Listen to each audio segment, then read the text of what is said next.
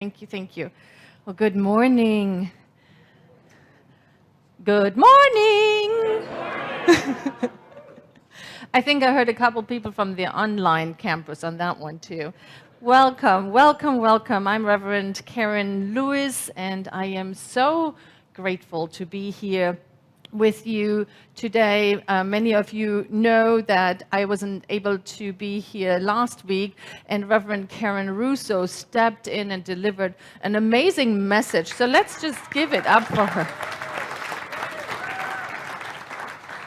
I try not to like it too much when I write the talk and somebody else gives it, you know? No.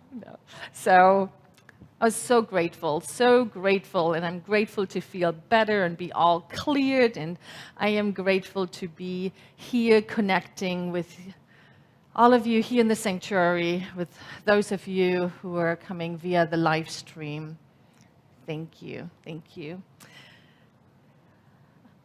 I love being here, and I love seeing how many people showed up when the topic is forgiveness. I'm impressed. I am impressed. That is one of those topics that we, on one level, know that it is beneficial. Yes? Yes? Most days. And then how fast it is that we fall back into saying, what you're doing is wrong, and hold that person in anger and unforgiveness. And so that is the journey that we are going on today. But before we start with that, I want to position us in how does this fit in with our annual theme. So many of you know we have a wonderful annual theme. It is the spiritual hero's journey. It's this idea that at all times we are the hero in our own story, and that it behooves us to learn how can we do this dance with life in this human expression, perhaps a little kinder, a little bit more in alignment. That's what I was interested in. And that's what made me find this community and this teaching. And so we have this wonderful circle that we are all pretty familiar with now that picks the hero's journey. And Reverend Leslie did such a beautiful job walking us through the pit, right? The death and the rebirth. And we are about here now. You know, we are noticing things are changing in our life. Are you noticing that things are getting different? I hear that so much from beloveds who take the time and send me an email or a text, or we connect and they say things are really different this time. And so at this part on our journey, before we get ready to get back into the everyday life and receive the gifts fully, we thought it would be helpful to sidestep for about 3 weeks and really take a look at the elements that it takes to live in abundance, to live an abundant life. So last week we talked about asking. And we learned, I thought, so powerfully that the asking in the human realm is very different than the asking in the spiritual realm. When we step up and lean into the divine and ask for that, what our heart desires. Very different. The one thing I really heard last week was, ask or don't ask. You can't do it wrong. The divine, this infinite allness of life is pouring itself forward at any moment, and it is up to us to ask, to get in alignment what it is that we want to manifest by means of us. That's what I got from last week. Today, we are taking a look at what can get in the way. What can get in the way? And that, beloveds, is where forgiveness comes in. I love that Dr. Ernest Homes, the founder of this teaching, is quoted as saying, "This is not a get-quick scheme." This science of mind teaching, not a get-quick scheme. However, if one follows these tools, if one steps fully into the realization that this teaching brings forth, abundance makes itself known in ways we couldn't even imagine. What is abundance? What is abundance? Let's walk it through. In our physical being, for me, abundance is being vitally alive in a healthy body. That's what abundance feels like in the physical being. In the relationships, it shows up as relationships that work, that are joyous, that are deep, that are nurturing, that are supportive.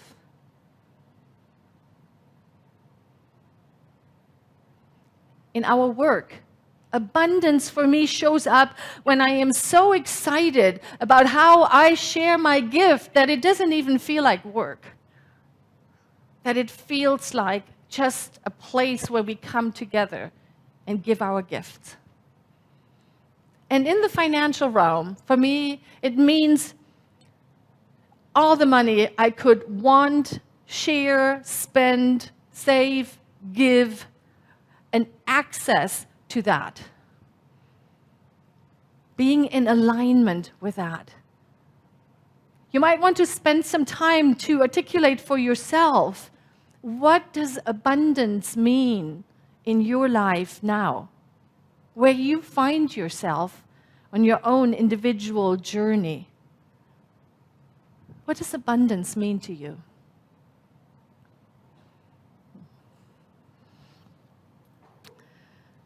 This week, I read a lot on forgiveness. I have my favorites. I love the work by Edwin Gaines, a powerful woman, I think she's in her 80s now, who has claimed that for herself, her mission is to have abundance and prosperity manifest in everybody's life. And I love how she follows it up with, I don't know how to do that, but that is what I'm dedicating my life to. And long and behold, that is exactly what happens.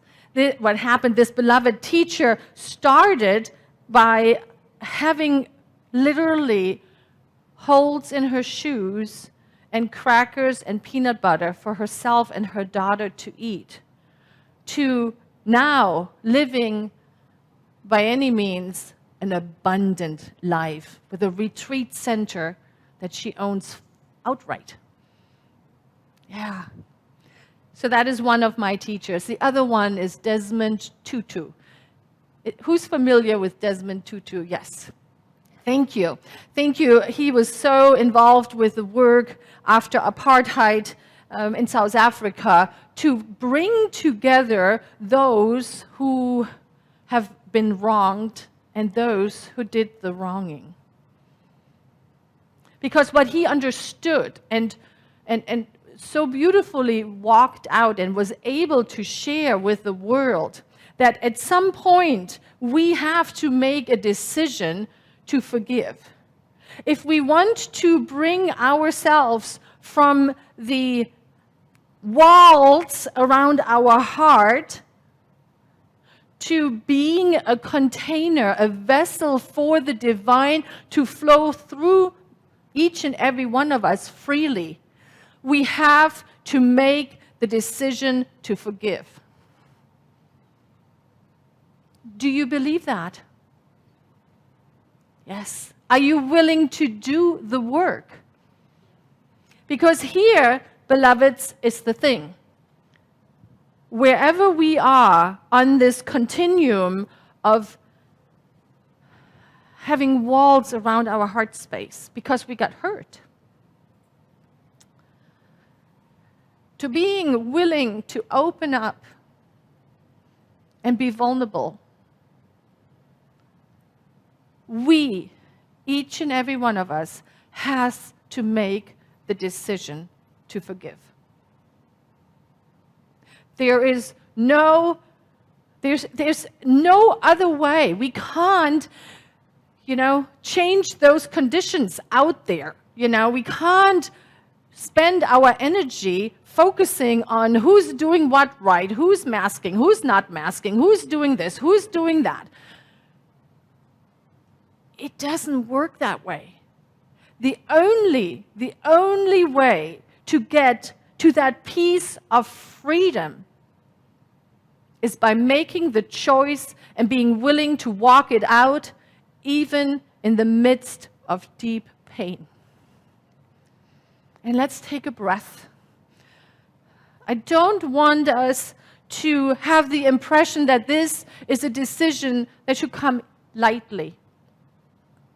Because there are moments where it's overwhelming, right? When we allow ourselves to feel the pain that took place.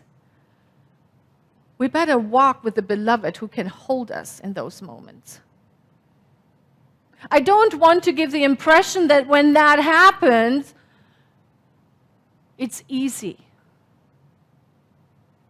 I do hope that the deep knowingness that this is the only path forward will give comfort, will help with direction. Forgiveness. I love that song that Kathy Bradford so beautifully sang. Let me learn to forgive the unforgivable, love the unlovable. That is what we're talking about today. And I would like to start with this fundamental realization that we are not doing our forgiveness work for anybody else. We all have heard the saying, holding resentment is like taking poison and hoping that the person I'm holding the resentment against is dying. Right? There are a lot of different people that have been credited to share something like that. This idea that if I don't forgive, they're really going to be suffering. You know what? They, whoever they are, might not even know it. They might not even know it.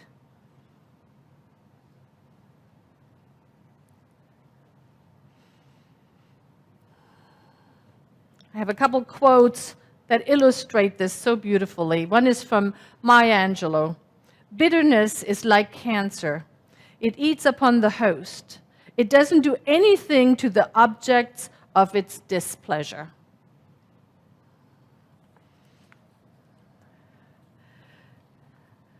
And our beloved Dr. Ernest Homes, I believe that's the next slide, says it this way. The mind that condemns understands not the truth of being, and the heart that would shut the door of its bosom to one who is mistaken strangles its own life.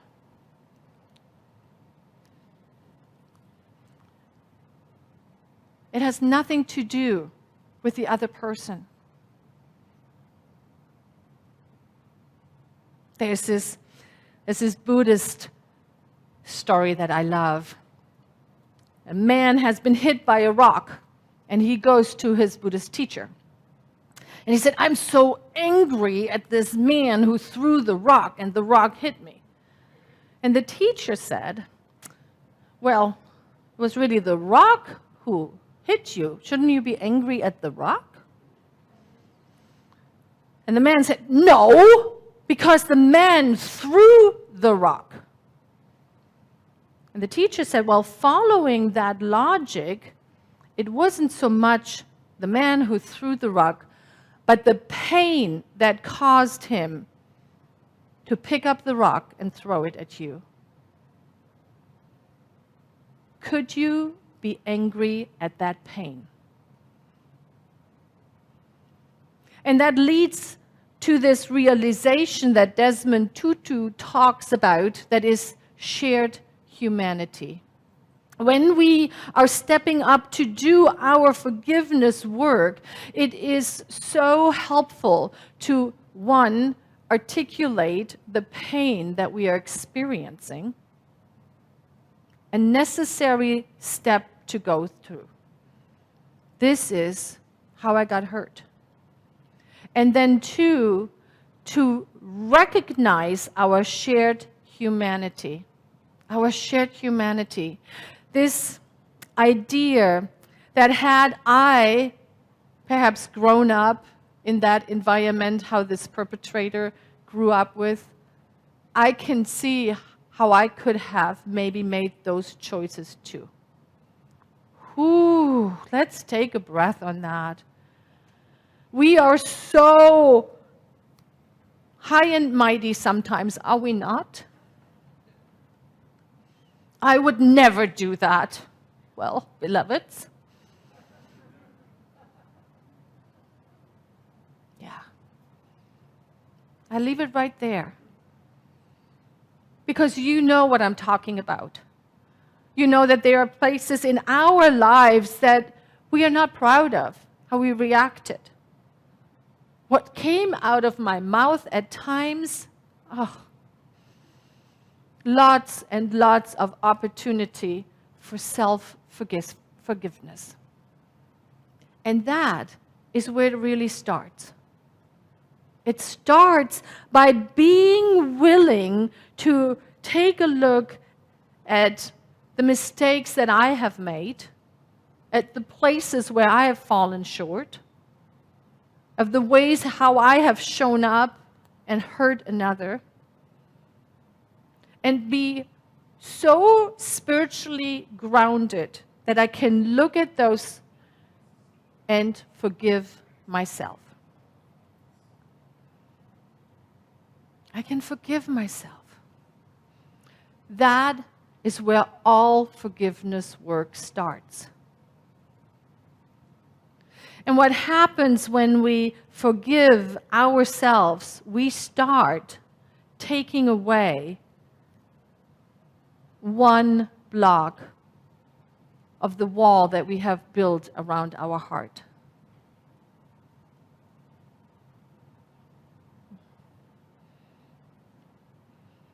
And yet, there's plenty left. Edwin Gaines tells us, I can put the glasses on, or we can have the slide. There's the slide. On our spiritual journey towards prosperity, we are aspiring to a forgiveness that is so deep, so full, and so complete that no traces of any bad feelings at all will remain within us. Let's breathe that in. Can you imagine, and imagine with me now, a walk that you walk on this planet Earth, where whatever happens out there or even to you causes you to find compassion, to feel into what is mine to do here. But that does not result in anger, resentment, and putting another out of your heart. Is that a thought that is possible for you?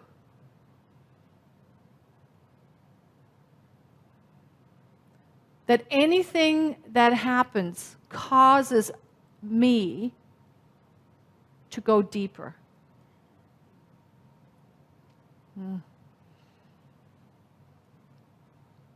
That is what I'm holding for humanity.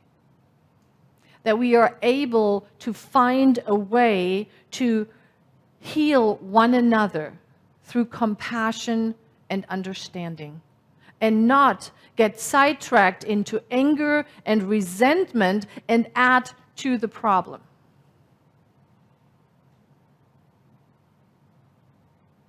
So how then, you may ask, do I engage in this work? How can I come to a place where I am so tired of whatever borders and walls I placed around my heart that I simply want to knock them down? Yeah, it's the moment when we say enough is enough. Enough is enough. Nothing has to change out there. And yet, when there's no anger and resentment left within us, everything changes that is out there. Forgiveness sets our heart free. It allows us to be in alignment with the divine to a degree that is hard to imagine when we are behind those walls.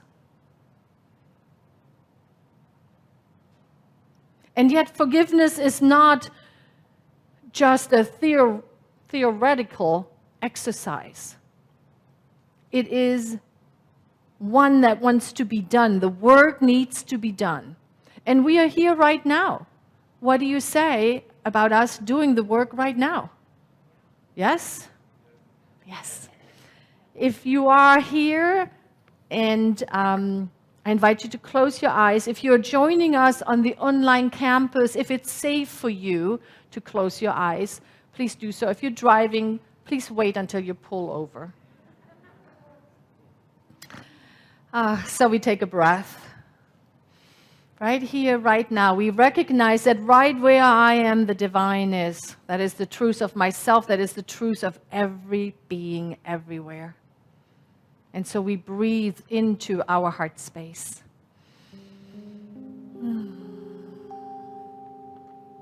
And right here, we begin by forgiving ourselves. So please repeat after me in your own mind, I, and then say your name, forgive myself completely.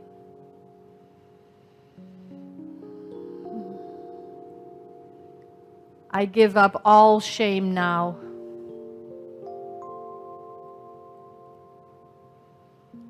I release all guilt about past behaviors.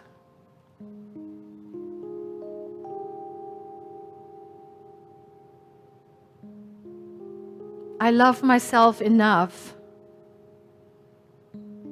to have compassion for my previous actions. I love myself enough to have compassion for my previous actions. I no longer punish myself for anything.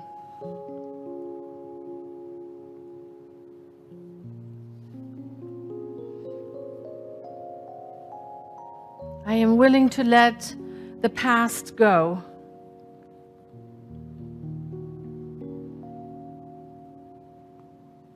I understand I did the very best I knew how.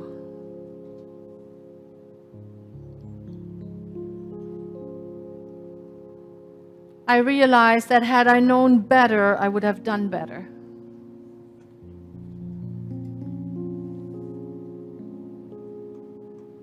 I give myself permission to feel forgiven.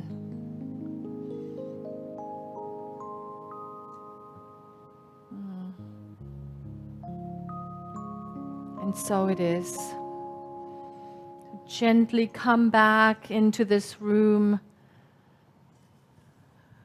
Just notice how you're feeling. These affirmations of self-forgiveness are by the wonderful Edwin Gaines. we will have them in our newsletter on Monday. How else, you might ask, how else can I engage in this work? Well, in our invitations, you're going to hear about a free workshop that is offered right here on Wednesday night that has a forgiveness component in it.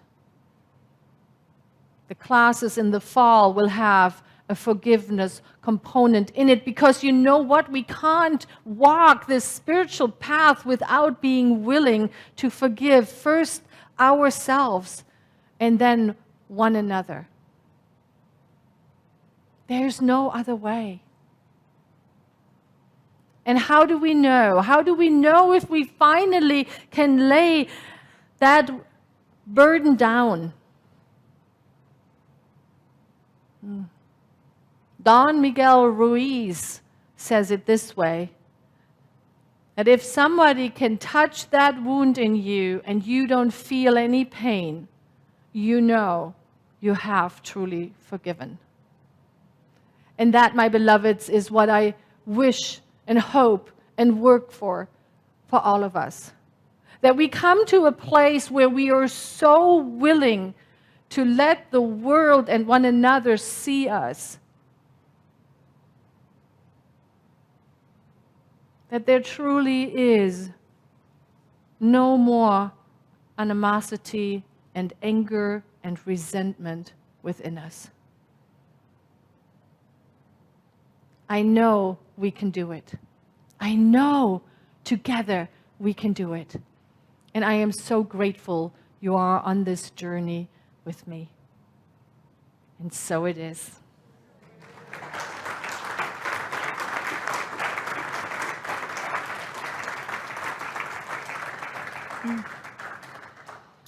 And so I want to anchor this with just a quick prayer. And I ask all the practitioners of this teaching, the ministers in the room, please rise and stand with me. And let us affirm that we are realizing the oneness of life. There truly is only one. One life, one power, one presence. It is the divine. And it's making itself known today as love and harmony, as compassion and kindness, as joy and abundance. And as we recognize that all these qualities of the divine are truly at the center of who we are, we joyously step into the I am. And from this place, we affirm a world that truly works for everyone, where forgiveness is the norm, where loving kindness is seen everywhere.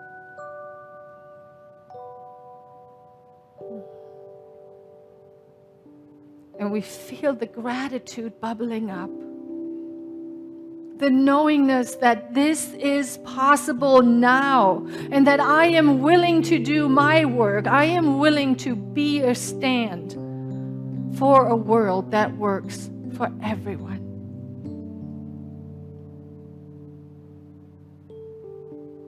And so it is with such a grateful heart, with so much gratitude, that I simply place this word into universal law. I know it is done, it is complete, and together we anchor this truth as we say, and so it is.